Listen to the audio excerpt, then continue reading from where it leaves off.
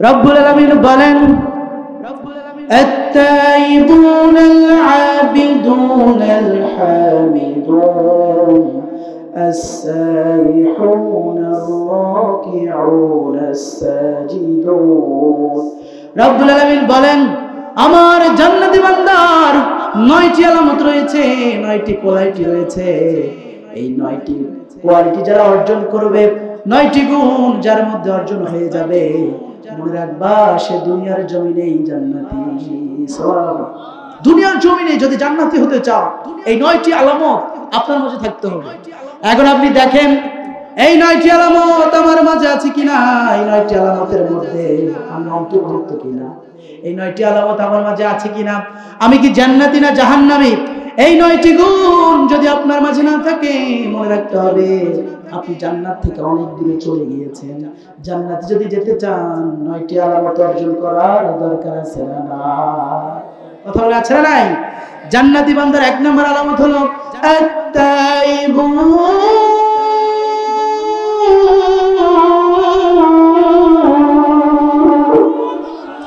জান্নাতি বান্দার 1 নম্বর আলামত হচ্ছে জান্নাতি বান্দারা তওবা করবে একজনের কাছে, তিনি কে?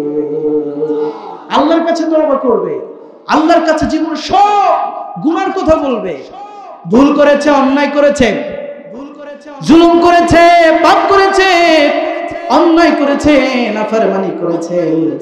জান্নাতি বান্দারা পাপ করলে পাপ আর বাড়ায় না, অন্যায় করলে পাপ আর বাড়ায় না, সাথে সাথে স্টপ, সে সাইলেন্ট হয়ে যায়।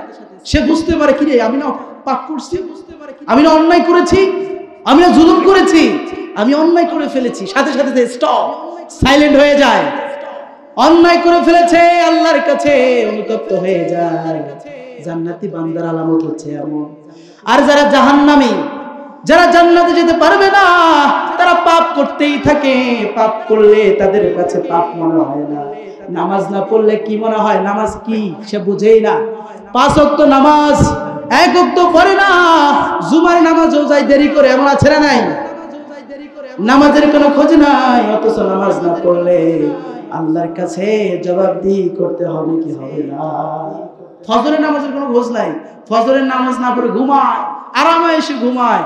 আচ্ছা বলেন তো দেখি, ফজরের নামাজটাই তার জন্য, বলেন তো ফজরের ওয়াক্তটাই তার জন্য শেষ ওয়াক্ত হতে পারে কি পারে না? কথা বলেন পারি কিনা?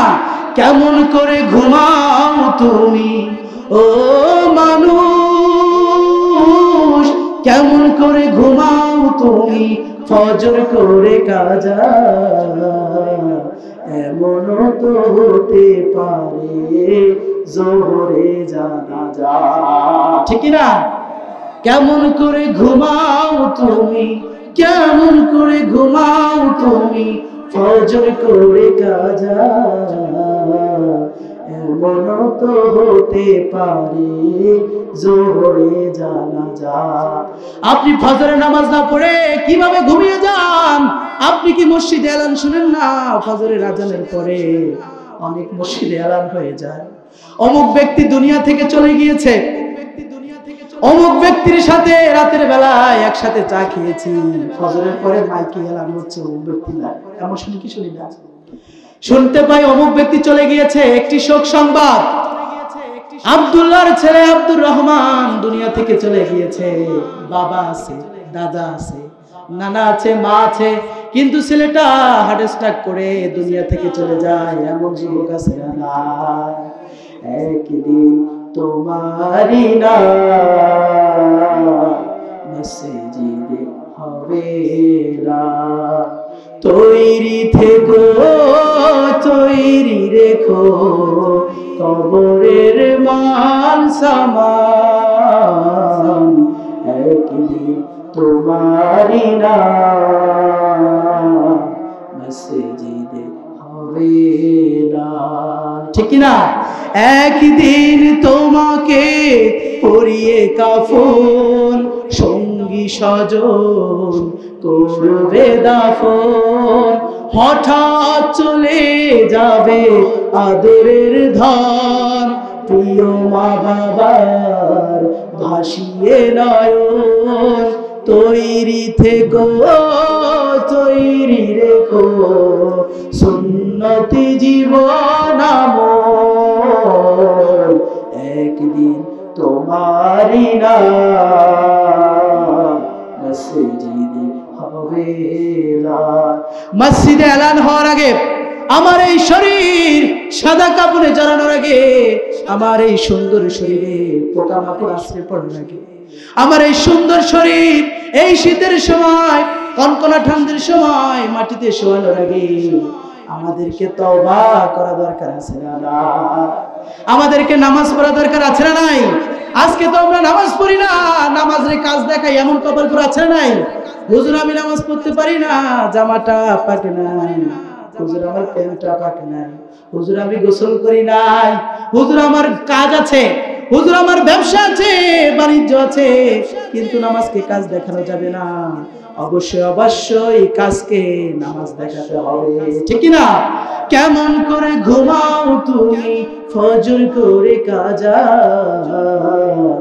এমন তো হতে পারে জোহরে জানাজা। আল্লাহু আকবার।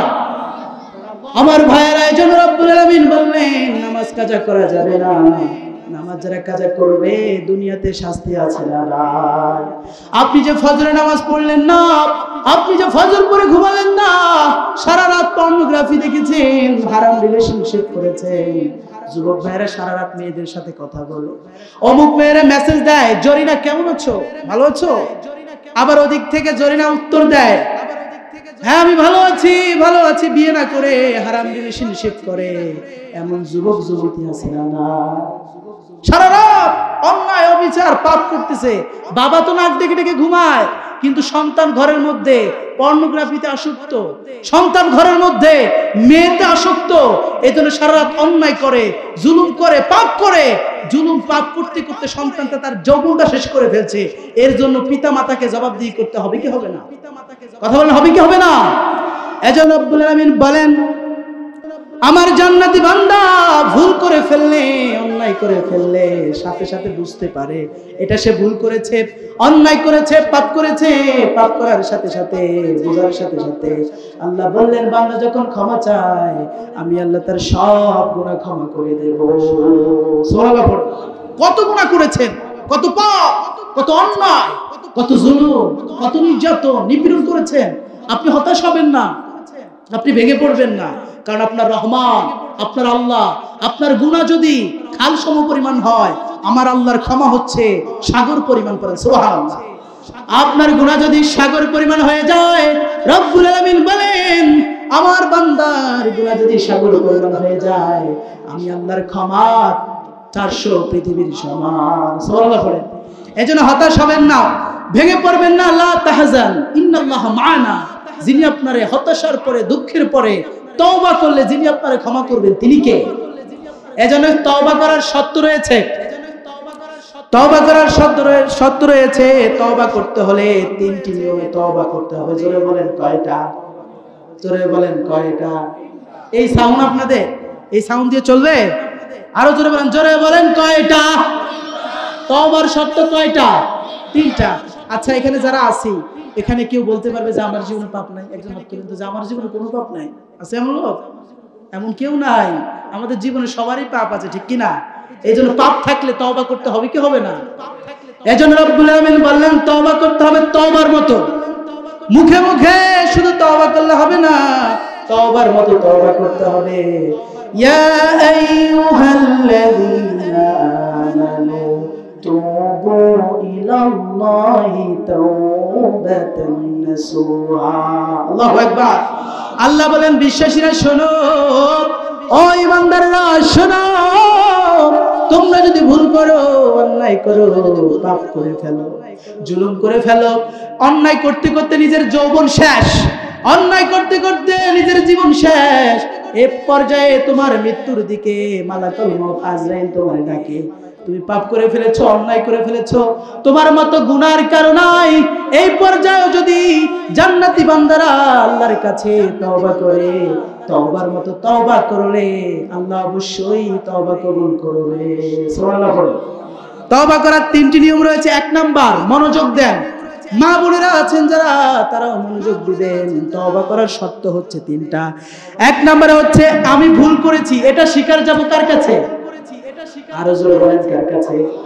আজকে বাসায় যে তাহাজ্জুদের নামাজে দাঁড়িয়ে আল্লাহর কাছে বলবেন, আল্লাহর কাছে বলবেন, রব্বুল আলামিন আমি তো ভুল করে ফেলেছি, আমি তো অন্যায় করে ফেলেছি, আমি তো পাপ করে ফেলেছি, আমি তো নফসের সাথে জুলুম করে ফেলেছি।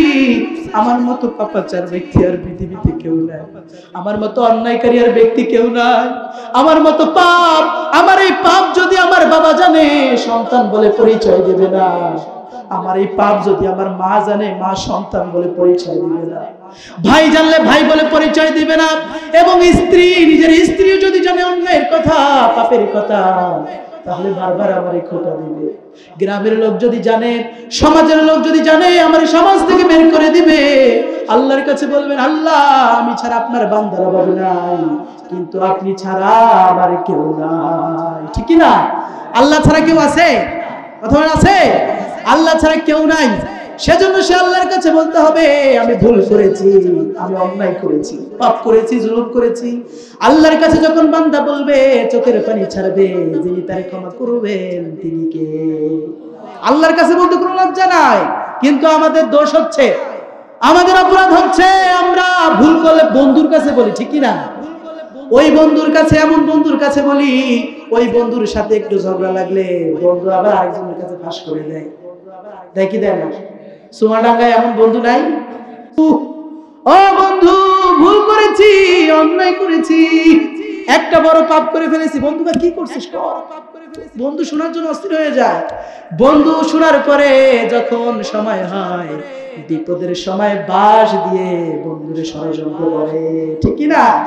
আল্লাহ বলেন, আমি তোর দুনিয়ার বন্ধুর মতো নয়, আমি তোর দুনিয়ার স্ত্রীর মতো নয়, আমি তোর আল্লাহ। আমার কাছে গুনাহ স্বীকার করলে আমি আল্লাহ তোর জীবনের যত গুনাহ আছে আমি খুশি হয়ে যাই। গুনাহগুলো রে আমি আল্লাহ সওয়াবে পরিণত করে দেই, সওয়াবে পরিণত করে দিয়ে তোরে আমি আল্লাহ জান্নাত দান করে দেব। সুবহানাল্লাহ। 2 নাম্বার হচ্ছে এই ভুল আমি আর কখনোই করব না। তাহলে 1 নাম্বার হচ্ছে আমি যে ভুল করেছি স্বীকার যাব কার কাছে? আমার কথা কি বোঝা যায়? আমি রংপুরের মানুষ, এজন্য কি বোঝা যায় না?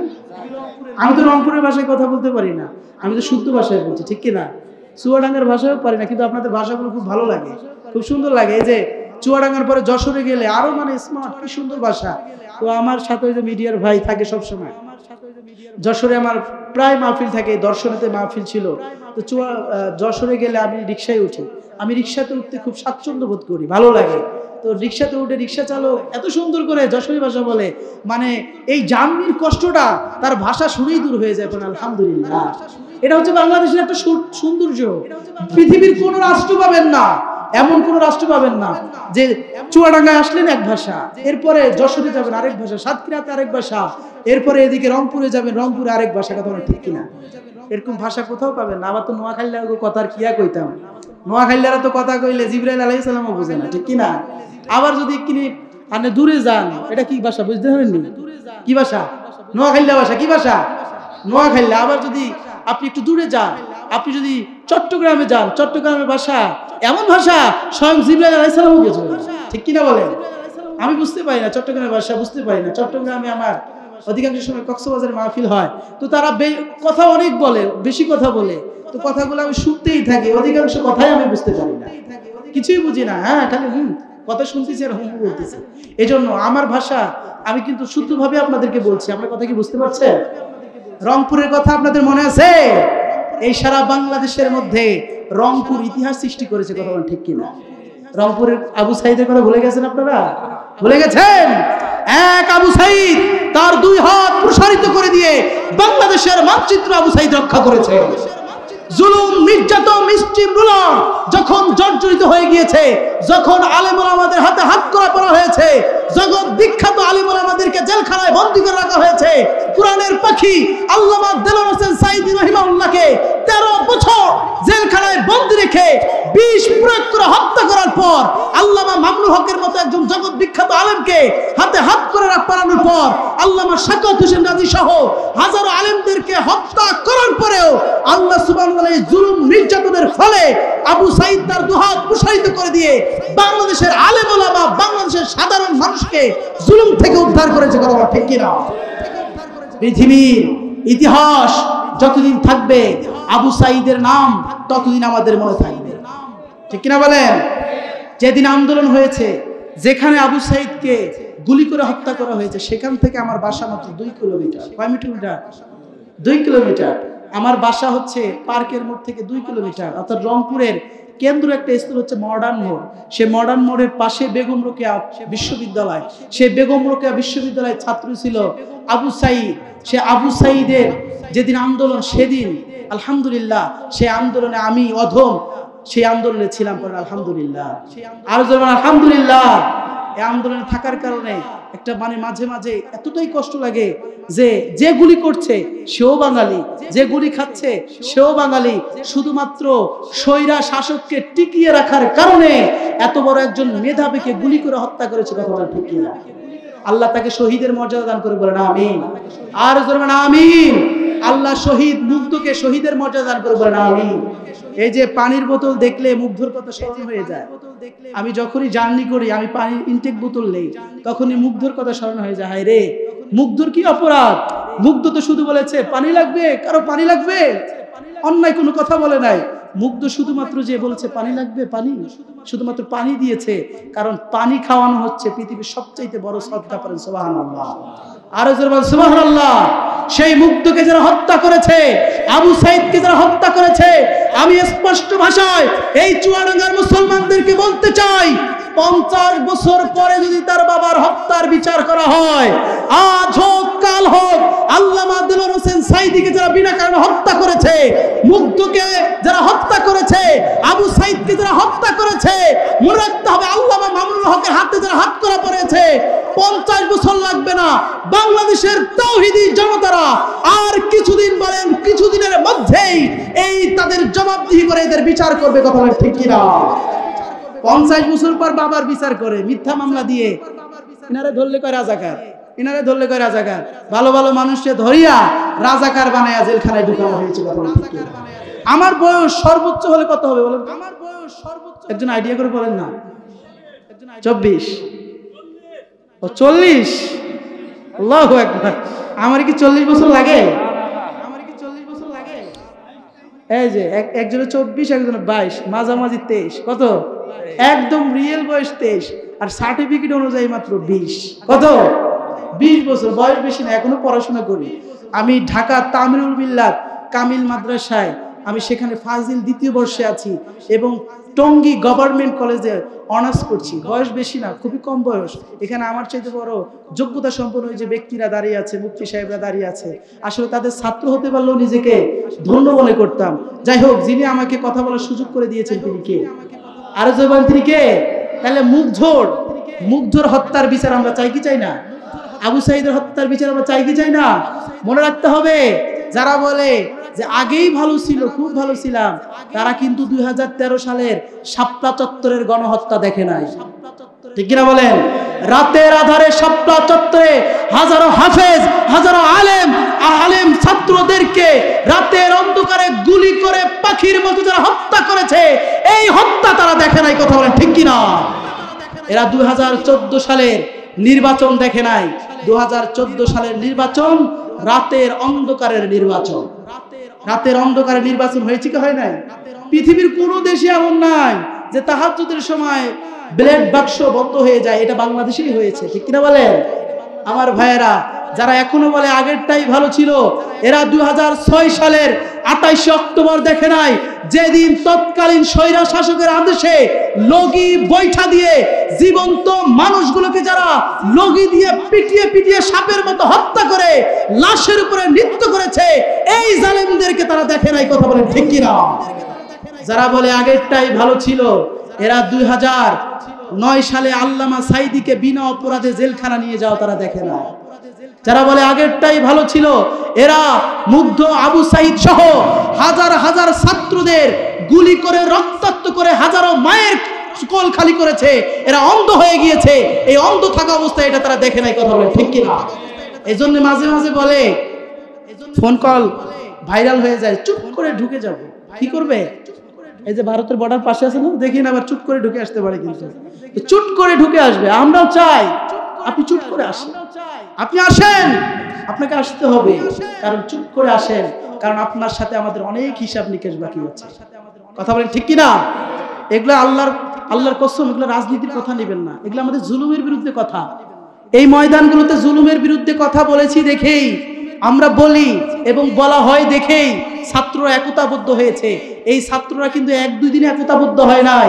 এই ছাত্রদেরকে কোরআনের ময়দানে আমির হামজা বলেন, মামুনুল হক সাহেব বলেন, এই বড় বড় স্কলাররা, মিজানুর রহমান আজহারীরা এদেরকে একতাবদ্ধ করে জুলুমের বিরুদ্ধে এদেরকে জয়ী করেছে। কথা বলা ঠিক কিনা? এই জন্য এই ময়দানে হক কথা বলতে হবে। মসজিদের মেম্বারে খতিব সাহেবরা হক কথা বললেই এই জুলুম থেকে বাংলাদেশ নিরসন পাবে। কথা বলা ঠিক কিনা? আপনি চুপ করে আসেন, আপনার সাথে অনেক হিসেব নিকাশ আমাদের বাকি আছে, কারণ অনেক বিচার আমাদের বাকি আছে। এই বিচার বাংলার জমির মুসলমান দেখতে চায় কি চায় না? কথা বলেন, দেখতে চায় কি চায় না? বিনা কারণে আলেমদেরকে হত্যা করেছো, বিনা কারণে আমির হামজা জীবন থেকে 3.5 বছর কেড়ে নিয়েছো, বিনা কারণে আল্লামা মামুনুল হকের জীবন থেকে 3 বছর কেড়ে নিয়েছো, বিনা কারণে মুফতি সাখাওয়াত হোসেন রাজি, আল্লামা সাইদিকে তোমরা বিতাড়িতই করে দিলা, দেশ একদম হত্যা করে ফেললা। এর বিচার বাংলাদেশের জনগণ না নেওয়া পর্যন্ত থামবে না। কথা বলেন ঠিক কিনা? বিচার হবে। যারাই জুলুম করে, আমি যদি জুলুম করি, আমি এই চেয়ারে আছি, কথায় আছে যে থাকে চেয়ারে সে থাকে গিয়ার, ঠিক কিনা? বুঝেন না গিয়ার? বুঝেন মোটরসাইকেলের গিয়ার? বুঝেন? আমাদের দেখবেন যে চুয়াডাঙ্গায় কিছু যুবক দেখবেন মোটরসাইকেল পাইয়া এত জোরে চালায়, পিছনে সাইলেন্সারের শব্দটা আরো স্পিড বাড়ায় দেয় দিয়ে, মানে গাড়ি আছে এখন গিয়ারটা বাড়ায় দিয়ে জোরে জোরে টানে। এমন যুবক আছে না নাই? অথবা আছে না নাই? সে যখন গাড়ি টানে মনে করে যে তার মতো এত স্পিড গাড়ি আর কারো নাই, কিন্তু মনে রাখতে হবে এই স্পিডেরও একদিন শেষ আছে। কথা বলেন ঠিক কিনা? ওই যুবককে স্পিডে পরেই তাকে একদিন ওই পা পঙ্গু হয়ে যায়, হাত পঙ্গু হয়ে যায়। এমনকি হাজার হাজার যুবকরা এই অ্যাক্সিডেন্ট করে, আমি রংপুর মেডিকেল হাসপাতালে গেলে দেখি কারো হাত নাই, কারো পা নাই। কি অ্যাক্সিডেন্ট করেছে? বড় অ্যাক্সিডেন্ট না, শুধু মোটরসাইকেল চালিয়ে অ্যাক্সিডেন্ট করে তাদের এই অবস্থা। কথা বলেন ঠিক কিনা? এই জন্য যারা থাকে চেয়ারে তারা থাকে গিয়ারে, যারা যেবার যায়, মানে যেই দল যেবার ক্ষমতায় যায় তারা যেই শুধু জুলুম করে আমাদের উপরে, ঠিক কিনা বলেন? কিন্তু আমরা আর এই জুলুম দেখতে চাই? কোথাও কেন জুলুম দেখতে চান? আপনারা কি আর কোনো সন্তানের মায়ের বুক খালি আপনারা চান? আপনার সন্তানটা দুনিয়া থেকে চলে যাক আপনারা চান? এই জন্য জুলুম মুক্ত সমাজ গড়তে হলে আল কোরআনের বিকল্প কিছুই নাই। আল কোরআনের বিকল্প একটু জোরে বলেন না। আল কোরআনের বিকল্প কিছু আছে? এই আল কোরআনের সমাজ আমরা চাই, যেই সমাজ আমাদেরকে উপহার দিবে জুলুম, নির্যাতন, নিঃশাসন মুক্ত, স্বৈরাচার মুক্ত এমন একটা সমাজ দিবে, যেই সমাজে থাকবে না মিথ্যা মামলা, যেই সমাজে থাকবে না মিথ্যা হামলা, যেই সমাজে মা বোনেরা রাতের আধারে বের হবে, একটা যুবক তাকে ইমপ্রিজন করার সাহস পাবে না। কথা বলেন ঠিক কিনা? এই সমাজ কারা কারা চান? দুহাত তুলে আল্লাহরে দেখা। তাকবীর দেওয়ার মতো কেউ নাই? নারায়ে তাকবীর। একটু জিকির করেন লা ইলাহা।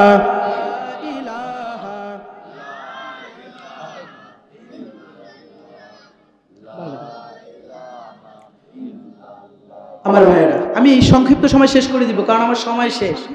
আমাকে যেতে হবে আবার রংপুর, কারণ আজকে ট্রেনটা যদি যুবক ভাইয়েরা এখনই শেষ করে দিব। আপনাদের কি এখনই উঠতে হবে? কোরআনের মাহফিলে উঠে যাওয়া মানে এটা একটা বেয়াদবি। এটা কি বেয়াদবি? কোরআন আপনার সামনে, কোরআনের বাহিরে কিছু বলছি? কথা বলেন, কোরআনের বাহিরে কিছু বলছি? আমি আর সর্বোচ্চ 10 থেকে 15 মিনিট আলোচনা করবো। আপনারা যদি উঠে যান এটা অবশ্যই বড় আফসোসের কারণ। যাই হোক, আমাকে চলে যেতে হবে আজকে ট্রেনে করে, ট্রেনে আবার আমার পাটগ্রামে যেতে হবে। যে আজকের ট্রেনটা যদি আমি মিস করে ফেলি তাহলে কালকের প্রোগ্রাম আমি ধরতেই পারবো না। এই জন্য আমাকে দ্রুত যেতে হবে। সংক্ষিপ্তভাবে যেটা বলেছি, 1 নম্বরে আমরা যে ভুল করেছি এর জন্য ক্ষমা চাবো কার কাছে? তওবা করার নিয়মের মধ্যে 1 নাম্বার, আমরা আল্লাহর কাছে বসে আমরা বলবো আল্লাহ ভুল করেছি, অন্যায় করেছি। আল্লাহর কাছে বললে যিনি ক্ষমা করবেন তিনি কে? 2 নম্বরে হলো রব্বুল আলামিন বলেন আমার বান্দারা যখন এই স্বীকৃতি দিবে, আল্লাহ আমি আর এই ভুল করব না, আমি এই জুলুম করব না, নির্যাতন করব না, পাপাচার করব না, আল্লাহর কাছে যখন এই ওয়াদা দিবেন যিনি আপনারে ক্ষমা করবেন তিনি কে? সর্বশেষ হচ্ছে রব্বুল আলামিন, ওগো মালিক, যাদের সাথে চলে আমার অন্যায় হয়েছে, যাদের সাথে চলে আমার পাপ হয়েছে, যাদের সাথে চললে আমার নামাজ হয় না, যাদের সাথে চললে আমার রোজা হয় না, যাদের সাথে চললে আমার চুগলখুরি হয়ে যায়, গীবত হয়ে যায়, যাদের সাথে চললে আমার কবিরা গুনাহ হয়ে যায়, এদেরকে বিরত রাখার জন্য যিনি আদেশ দিয়েছেন তিনি কে? এমন কিছু বন্ধু বান্ধব আছে যাদের সাথে চললে 5 ওয়াক্ত নামাজ হয়, আবার এমন কিছু বন্ধু বান্ধব আছে যাদের সাথে চললে 1 ওয়াক্ত নামাজ হয় না। ঠিক কিনা বলেন?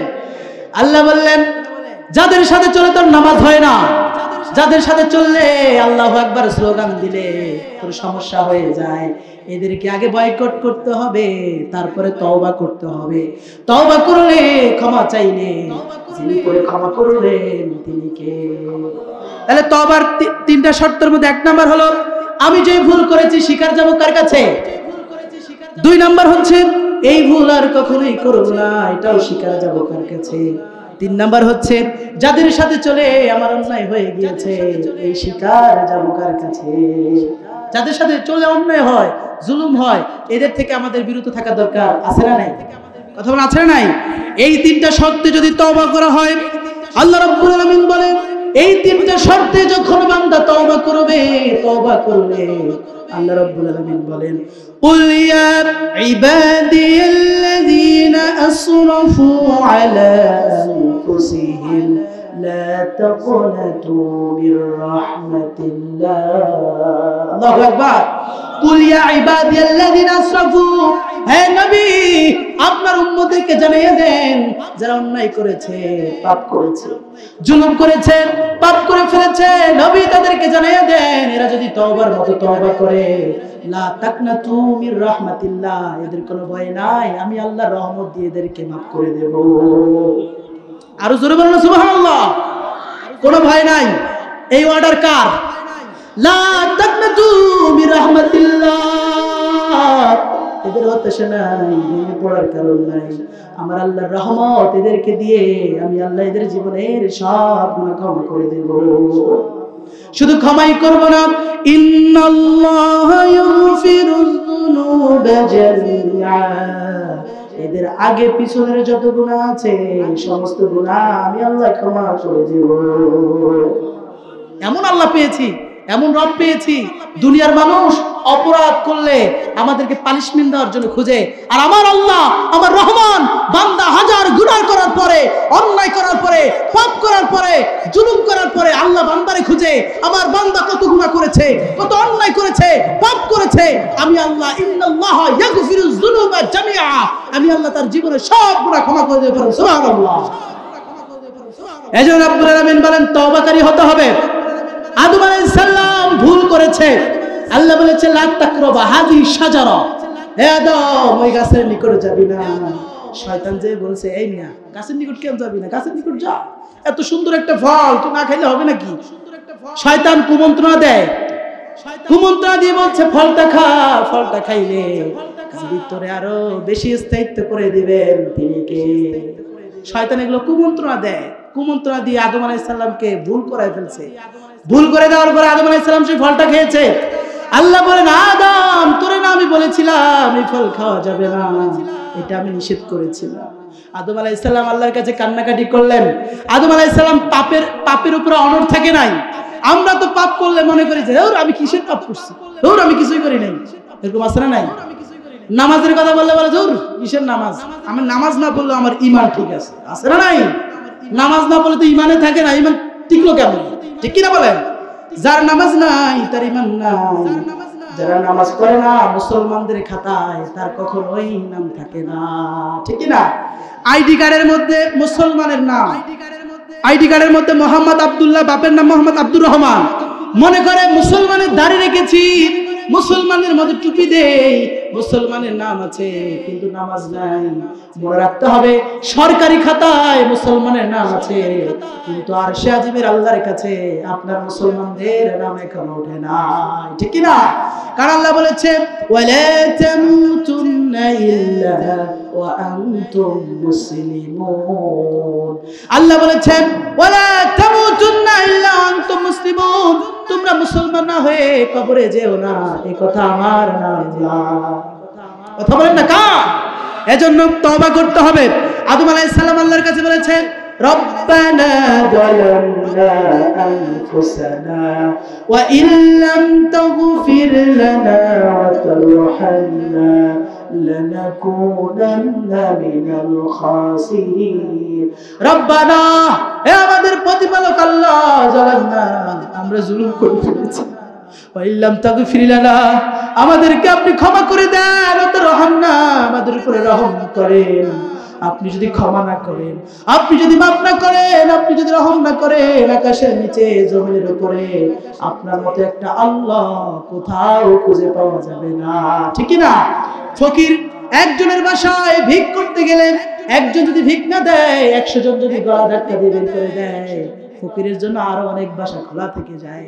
কিন্তু আমরা এমন ফকির, আমরা এমন নাফরমান, আমরা তো অকৃতজ্ঞ। আল্লাহ যদি ক্ষমা না করে দেয়, আল্লাহ যদি ক্ষমা না করে দিয়ে ঘাট ধাক্কা দিয়ে বের করে দেয় আকাশের নিচে জমিনের উপরে, আমাদের আল্লাহর মতো একটা আল্লাহ আর খুঁজে পাওয়া যাবে না, ঠিক কি না? এজন্য আদম আলাইহিস সালাম বলেছেন লানাকুনান্না মিনাল খাসিরিন, আমাদেরকে যদি ক্ষমা না করেন আমরা তো ক্ষতিগ্রস্তের অন্তর্ভুক্ত হয়ে যাব, আমরা তো জাহান্নামী হয়ে যাব। এজন্য আল্লাহর কাছে তওবা করেছে আদম আলাইহিস সালাম রে, যিনি ক্ষমা করেছেন তিনি কে? আল্লাহ বলেন আদম, তুই তোর ভুলের উপর অনড় থাকিস না, তুই যে ভুল করেছিস তুই ভুলের উপর অনড় থাকিস না, যা তুই ভুলের উপর অনড় না থেকে আমার কাছে তওবা করেছিস, তোর জীবনের গুনাহ আমি ক্ষমা করে দিলাম। সুবহানাল্লাহ। কিন্তু শয়তান সে নিজেকে অহংকারী করেছে, দাপট দেখিয়ে বলেছে আমি আদমকে সিজদা করব না। অহংকারের ফলে শয়তানরে যিনি শয়তান বানিয়ে দিয়েছেন তিনি কে? এজন্য প্রিয় ভাইরা, ভুল করেছেন, অন্যায় করেছেন, আজকেই বাসায় যে আল্লাহর কাছে ক্ষমা চাইবেন। অন্যায় করেছেন, ভুল করেছেন, আল্লাহর কাছে ক্ষমা চাইবেন। ক্ষমা চাইলে যিনি ক্ষমা করে দেবেন তিনি কে? আরো জোরে বলেন তিনি কে? জান্নাতি বান্দার 2 নম্বর আলামত হলো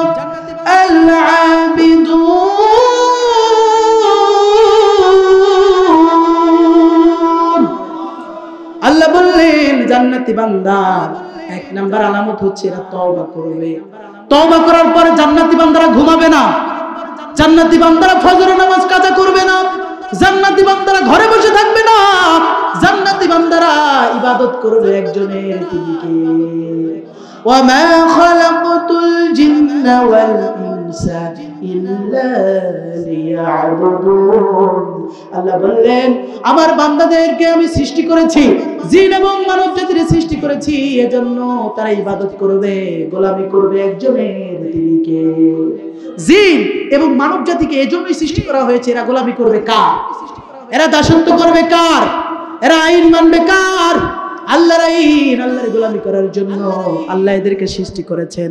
আর আল্লাহ বলেন আমার ইবাদত করলে, আমার গোলামি করলে, আমার দাসত্ব করলে আমি রব্বুল আলামিন দুনিয়ার জীবনেই 2টা পুরস্কার তোমাদেরকে দিয়ে দিব। সুবহানাল্লাহ।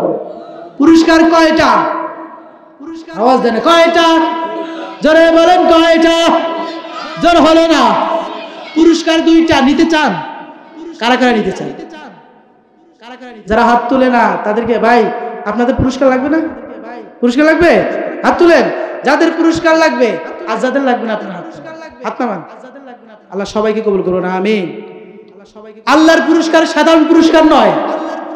আজকে যদি আপনাদের এই জায়গার এমপি যদি বলে আব্দুর রহমান আমার সাথে দেখা কইরো, তোমার একটা পুরস্কার দেব, 1 সপ্তাহ আগে বললে 7 দিন থেকে ঘুম আসবে না। না জানি এমপি সাহেব কি দেয়, কি সোনার হরিণ দেয়, এই জন্য আমাদের ঘুম আসবে না।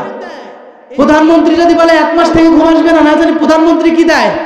কিন্তু রব্বুল আলামিন আমাদের মালিক, আর সে আজমের মালিক, এমপির এমপি, প্রধানমন্ত্রীর প্রধানমন্ত্রী, রাজাদিরাজ, সম্রাটের সম্রাট। আল্লাহ বললেন আমার ইবাদত করলে দুনিয়ার জমিনে আমি আল্লাহ 2টা পুরস্কার দিয়ে দিব।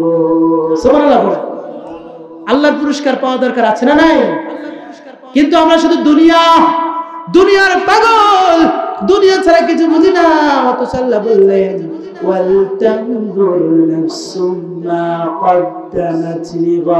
আল্লাহর সামনে কি আমলনামা পেশ করবা, আল্লাহর সামনে কি আমলনামা দিবা, কতটুকু প্রস্তুতি তোমার আছে?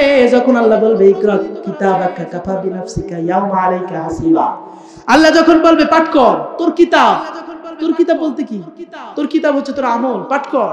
তখন কিতাব খুলে দেখলেন হায়রে বাটপারি, চিটারি, জেনা, ব্যভিচার কিছুই বাদ নাই।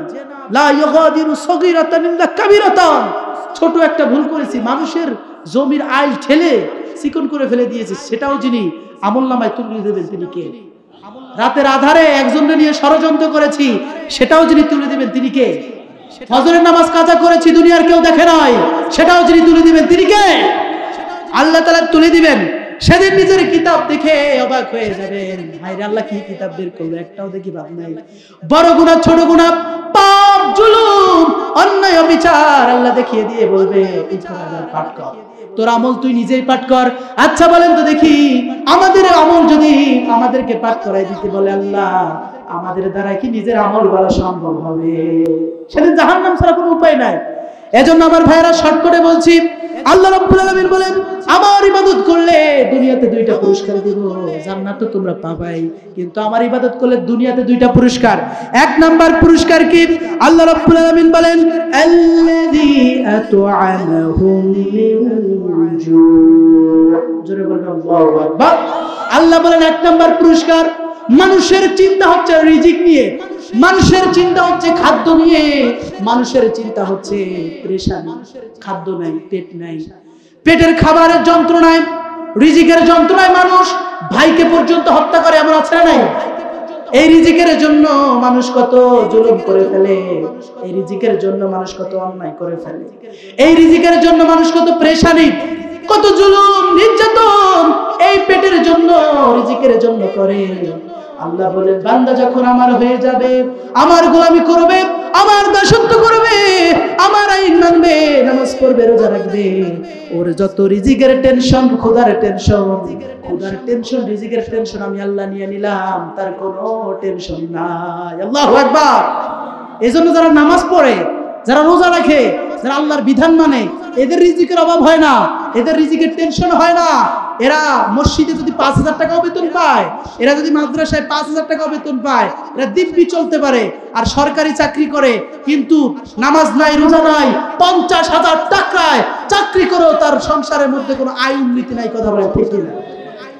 ৫০,০০০ টাকার চাকরি করে, ৬০,০০০ টাকার চাকরি করে, নামাজ পড়ে না, রোজা রাখে না, আল্লাহর শুকরিয়া আদায় করে না। এজন্য মাস শেষে বউরে দেওয়া লাগে ২০,০০০ মেকআপ করার জন্য, ছেলেরে দেওয়া লাগে এত, মেরে দেওয়া লাগে এত, এত দিতে দিতে শেষ পর্যন্ত দেখা যায় ৫০,০০০-এর জায়গায় আরো ২০,০০০ টাকা তার ঋণ হয়ে যায়, ঠিক না? আর হুজুরে দেয় কত? ৫,০০০, ৬,০০০, ১০,০০০। হুজুরে বলে হুজুর আপনার টাকা লাগবে না, হুজুর মানুষের এমনি বরকত বলে কি বলে না? হুজুরে শুধু ঠকানোর জন্য এগুলো বলে, হুজুর আপনি টাকা দিয়ে কিনবেন, আপনার খরচ আছে নাকি? মানে হুজুরের মানে সংসার নাই, হুজুরের মানে বাড়ি নাই, হুজুরের মানে মা বাবা নাই। আমাদের চিন্তা ভাবনা এতই খারাপ, অথচ হুজুরদের যিনি বারাকা দান করেন তিনি কে? শুধু হুজুর নয়, আপনি যদি আল্লাহর ইবাদত করেন, আল্লাহর গোলামি করেন, আল্লাহর রিজিকের দায়িত্ব নিয়ে নেবেন। আল্লাহ রাব্বুল আলামিন বললেন আমার হয়ে গেলে হাসবুনাল্লাহু ওয়া নি'মাল ওয়াকিল, নি'মাল মাওলা ওয়া নি'মান নাসির। বান্দা যখন আমার হয়ে যায়, বান্দা যখন জাহিলি যুগের এই অন্ধকার যুগে পর্নোগ্রাফিতে আসক্ত না থেকে রাতের অন্ধকারে তাহাজ্জুদে দাঁড়িয়ে যায়, আমি আমার বান্দার রিজিকের টেনশন দূর করে দেই, আমি আল্লাহই তার খাবারের ব্যবস্থা করে দেই। সুবহানাল্লাহ। এজন্য আল্লাহর উপর ভরসা রাখতে হবে। ফজরের নামাজ পড়ে যেই পাখিটা বের হয়ে যায়, ফজরের নামাজ পড়ে যেই পাখিটা বের হয়ে যায় কোনো পেটে খাবার নাই, পেটে খাবার নাই, আল্লাহর উপরে ভরসা করে পাখিটা বের হয়ে যায়। সন্ধ্যা হতে হতে পাখির থলি যিনি ভরিয়ে দেয় তিনি কে?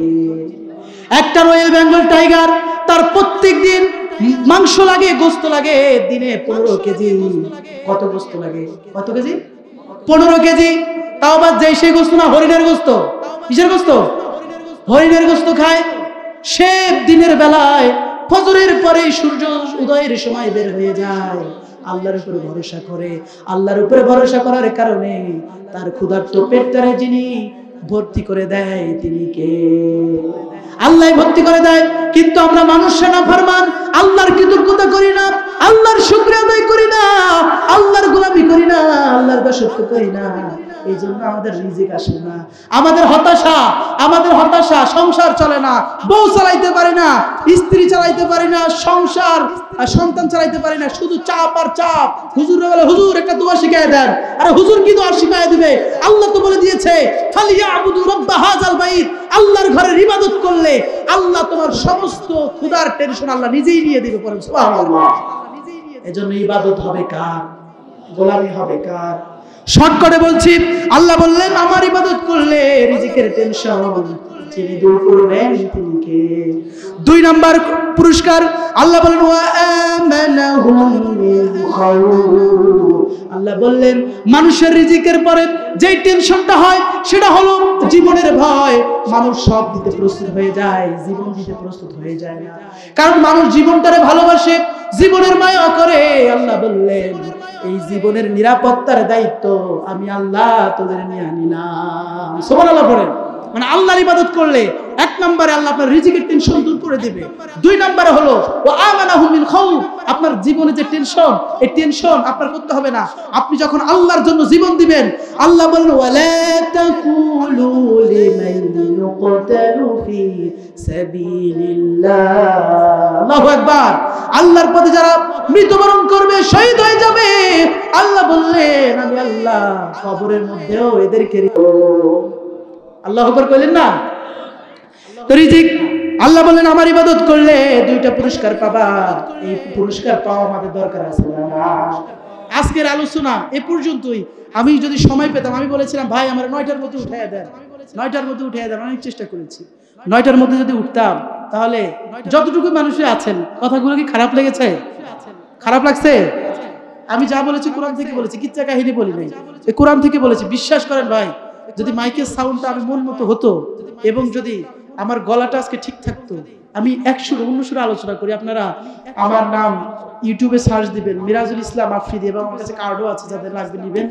সার্চ দিয়ে দেখবেন আমার আলোচনা অন্য সিস্টেমে আলোচনা করি। কিন্তু আজকে চিল্লায় বলেছি, কারণ না চিল্লাইলে তো এখানে কি কথা শোনা যায়? শোনা যায় না। এই জন্য কাছে যেতে হয়। আচ্ছা বুঝতে পারছি, এখানে আমার কথা বলারও সময় না। আমার 11:20 ট্রেন, এই জন্য আমাকে মিস করা যাবে না। এই জন্য যতটুকু বলেছি আল্লাহ আমাদেরকে আমল করার তৌফিক দান করুন, আমিন। আরো জোরে বলেন আমিন। আল্লাহ যদি কখনো আবার কথা বলার সুযোগ করে দেয়, ইনশাআল্লাহ এই কোরআনের কথা আবার আপনাদেরকে বলবো ইনশাআল্লাহ। আল্লাহ তৌফিক দান করুন, আমিন। যেগুলো বলেছি প্রিয় ভাইয়েরা, জান্নাতি বান্দার 9টি আলামত, তার মধ্যে 1 নাম্বার হচ্ছে এরা তওবা করবে কার কাছে? এরা ইবাদত করবে কার? আল্লাহর ইবাদত করবে। 2টা বলেছি, বাকি 7টা আপনারা যারা আছেন, মা বোনেরা যারা আছেন, বাসায় যে অর্থ সহ কোরআন খুলবেন। কোরআনুল কারীমের 9 নম্বর সূরা, সূরা তাওবা। কত নম্বর সূরা? 9 নম্বর। কত নম্বর? সূরার নাম কি? সূরা তাওবার 112 নম্বর আয়াত। কত নম্বর আয়াত? 112 নম্বর আয়াতটা দেখবেন সেখানে জান্নাতি বান্দার 9টি আলামত আছে। তার মধ্যে 2টা বলেছি, বাকি 7টা আপনারা দেখে নেবেন। আল্লাহ তাআলা আমাদেরকে এই জান্নাতি বান্দার কোয়ালিটিগুলো অর্জন করার তৌফিক দান করুন, আজরে বলেন আমিন। সর্বশেষ কথা, এই মাদ্রাসার জন্য আমাদেরকে বেশি সহযোগিতা করা দরকার আছে না? এই মাদ্রাসা আমাদের জন্য একটা রহমত, বরকত। আমি সময় পাই নাই দেখি মাদ্রাসা বিষয়ে কিছু বলতেও পারি নাই, মা বোনদেরকে সম্পর্ক বলতে পারি নাই। তবে যা বলেছি এটা মা বোনদের জন্য, আপনাদের জন্য, এটা সবার জন্য। এই জন্য যতটুকু বলেছি ইনশাআল্লাহ আল্লাহ তৌফিক দিলে অন্য একদিন কথা বলবো। যতটুকু বলেছি আল্লাহ আমল করার তৌফিক দান করবেন, আমিন। আমার জন্য সকলে দোয়া করবেন। এই যে আমাদের জীবনটা হচ্ছে ফেরারি জীবন, ভবে গড় জীবন, এমন জীবন মানে কোন জীবনের মানে এই যে 2 দিন থেকে মাত্র 2 ঘন্টা ঘুমিয়েছি। আজকে এখানে এসেছিলাম, তাড়াতাড়ি এসেছি, ঘুমানোর চেষ্টা করেছি, কিন্তু একজনের পরে একজন আসতেই থাকে, এই জন্য ঘুমাইতে পারি নাই। এই জন্য এখনই আমি চলে যাচ্ছি, আপনারা আমার জন্য দোয়া করবেন। মুনাজাত আর কিছু বলার আছে? মুনাজাত করে দেই না? মুনাজাত সংক্ষিপ্ত করে দিই। সকলে ইস্তেগফার করুন। আস্তাগফিরুল্লাহ রাব্বি মিন কুল্লি জামবি ওয়া আতুবু ইলাইহি, লা হাওলা ওয়া লা কুওয়াতা ইল্লা বিল্লাহিল আলিয়্যিল আযীম। আলহামদুলিল্লাহি রাব্বিল আলামিন।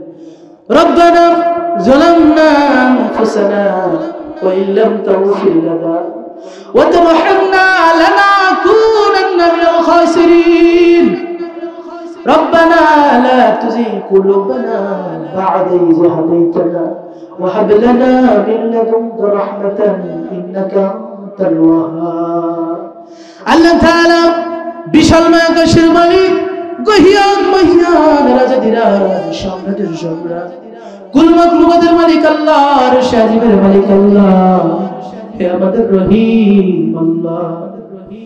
চুয়াডাঙ্গা জেলার সদরে উপস্থিত রেহনা খাতুন আদর্শ মহিলা মাদ্রাসার উদ্যোগে মহাবিশ্বের মহাবিশ্বর আজকের এই ঐতিহাসিক তাফসীরুল কোরআন মাহফিলে আমি অসুস্থ মানুষ কোরআনের কথাগুলো ভাঙা গলায় পড়ার চেষ্টা করেছি। আল্লাহ তাআলা তেমন কোনো কিছু বলতে পারি না, যতটুকু বলেছি আমাদেরকে আমল করার তৌফিক দান করে দাও আল্লাহ। এই মাদ্রাসাটাকে কিয়ামত পর্যন্ত কবুল মঞ্জুর করে দাও। শুনেছি এই মাদ্রাসা একজন মহিলা দিয়েছেন, আমার এক মা দিয়েছে। আল্লাহ ওই মাকে আপনি নেক হায়াত দান করে দেন, ওই মাকে সুস্থ দান করে দেন। এই মাদ্রাসার জন্য যত ত্যাগ কুরবানি করেছে আল্লাহ তাআলা এই ত্যাগ কুরবানি গুলো কবুল মঞ্জুর করে দেন। এই মাদ্রাসার যত ছাত্রী আছে আল্লাহ সমস্ত ছাত্রীর মেধা শক্তি বৃদ্ধি করে দেন। আল্লাহ ছাত্রীগুলোকে কোরআনের জন্য ইসলামের জন্য কবুল মঞ্জুর করে নেন। আল্লাহ ছাত্রীগুলোকে বাবা মায়ের চক্ষু শীতলকারী সন্তান হিসেবে কবুল করে নেন। আল্লাহ তাআলা আমরা যারা এখানে উপস্থিত আছি আমাদের মতো গুনাহগার, আমাদের মতো পাপাচারী, আমাদের মতো পাপাচার দুনিয়াতে আর একজন খুঁজে পাওয়া যাবে না। আমরা অনেক ভুল করেছি, অন্যায় করেছি, জুলুম করেছি, পাপ করেছি। ও আল্লাহ আমাদের জীবনের সমস্ত গুনাহ আপনি ক্ষমা করে দেন।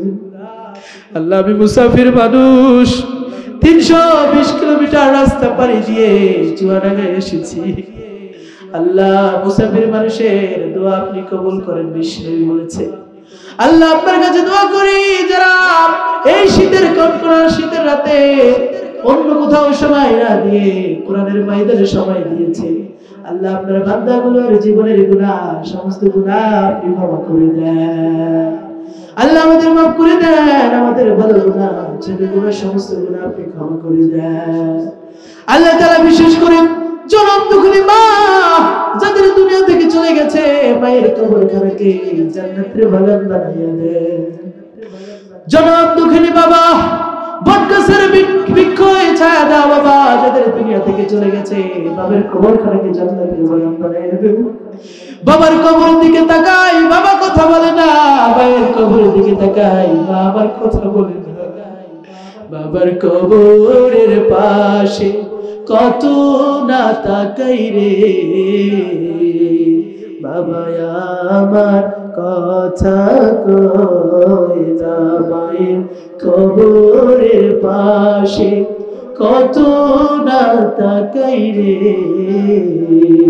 মায়ার কথা কই না। পৃথিবীর কত মানুষের দিকে তাকাই মায়ের মতো কাউকে লাগে না, পৃথিবীর কত মানুষের দিকে তাকাই বাবার মতো কাউকে লাগে না। মায়ের ঘরটা ফাঁকা পড়ে আছে, বাবার ঘরটা ফাঁকা পড়ে আছে, বাড়িটা শূন্য শূন্য লাগে। আল্লাহ আপনার কাছে ফরিয়াদ বাবার কবর মায়ের কবরখানাকে জান্নাতের বাগান বানাইয়া দাও। যাদের পিতা মাতা অসুস্থ পিতা মাতাকে আল্লাহ সুস্থতার নিয়ামত দান করে দাও। আল্লাহ তাআলা অনেকে দোয়া চেয়েছেন, আল্লাহ যারা দোয়া চেয়েছেন অনেকে অসুস্থ আছেন, অত্র মাদ্রাসার পরিচালক স্বাধীন ভাই অসুস্থ আছেন। আল্লাহ তাআলা যারা এখানে নাম দেওয়া হয়েছে অনেকের নাম আল্লাহ এখানে দেওয়া হয়েছে। হাজী আব্দুল আউয়াল সাহেব দোয়া চেয়েছে, হাজী আব্দুল সাহেব নানু ভাই বলে ডেকেছে, আল্লাহ নানু ভাইকে নেক হায়াত দান করে দাও, ইসলামের জন্য কোরআনের জন্য কবুল মঞ্জুর করে দাও। আল্লাহ এই মাদ্রাসার যারা দায়িত্বে কমিটিতে আছে সবাইকে কোরআনের জন্য কবুল করে নাও। মাদ্রাসাটারে কিয়ামত পর্যন্ত এখানে প্রতিষ্ঠিত রাখো। মাদ্রাসার উপরে যারা ষড়যন্ত্র করে ষড়যন্ত্র থেকে আল্লাহ তুমি হেফাজত করো। আল্লাহ আল্লাহ তাআলা এই হাত যখন উত্তোলন করি কোরআনের পাখি আল্লামা দেলোয়ার হোসেন সাঈদীর কথা মনে হয়ে যায়। আল্লাহ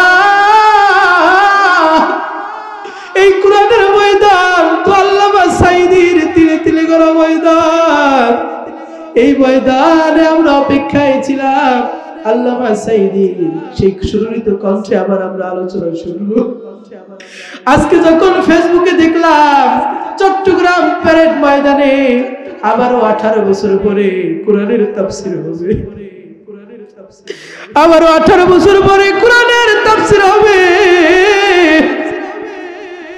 অনেক বক্তার নাম দেখলাম, অনেক আলোচকের নাম দেখলাম। আমরা তো আশায় ছিলাম আল্লাহ আমার নামটাও আমরা দেখতে পারবো। আল্লাহ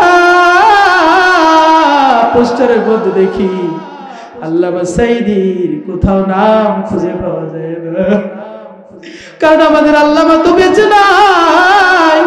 আমাদের আল্লামাকে যারা শহীদ করে দিয়েছে, হত্যা করেছে, আল্লাহ আপনার কাছে বিচারে দিলাম এই জুলুমবাজদের শাস্তি আল্লাহ দুনিয়াতে দেখাইয়া দিও।